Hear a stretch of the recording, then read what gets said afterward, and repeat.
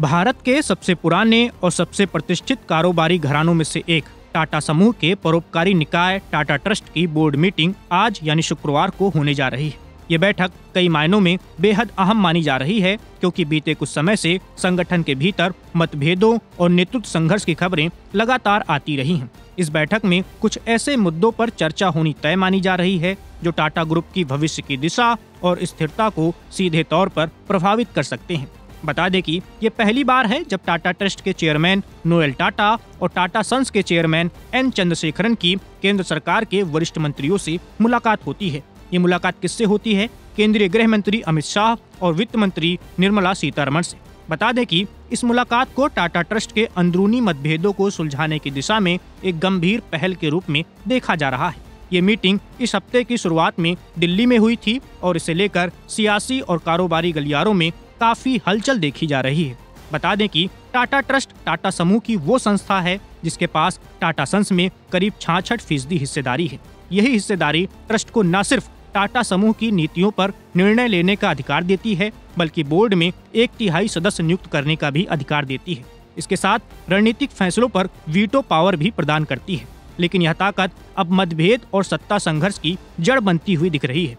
पिछले कुछ समय से टाटा ट्रस्ट और टाटा सन्स के बीच तालमेल की कमी की खबरें लगातार चर्चा में रही हैं। इस पूरे विवाद को और पेचीदा बना रहा है टाटा सन्स में शापूरजी पालोनजी यानी एसपी ग्रुप की 18% हिस्सेदारी, जिसे वो लंबे समय से बेचने की कोशिश कर रहा है। एसपी ग्रुप का टाटा ग्रुप से एग्जिट पिछले कई सालों से अटका हुआ है।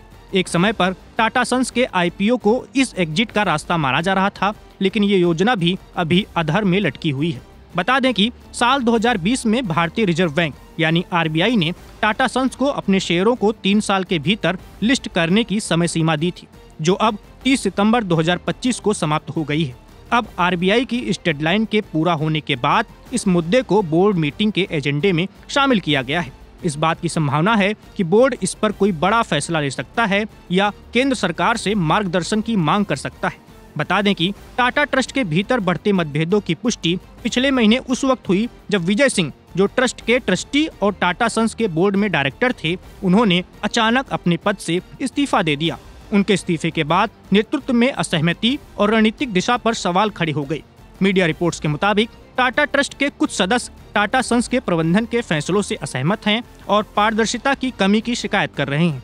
इसलिए आज होने वाली टाटा ट्रस्ट की बोर्ड मीटिंग सिर्फ एक रूटीन बैठक नहीं है, बल्कि यह संघर्ष, रणनीति और भविष्य की दिशा तय करने वाली अहम घड़ी है। ये बैठक यह साफ कर सकती है कि एसपी ग्रुप के एग्जिट को लेकर टाटा ग्रुप की रणनीति क्या होगी, ट्रस्ट के आंतरिक मतभेद कैसे सुलझाए जाएंगे और आरबीआई की डेडलाइन को लेकर अगला कदम क्या होगा।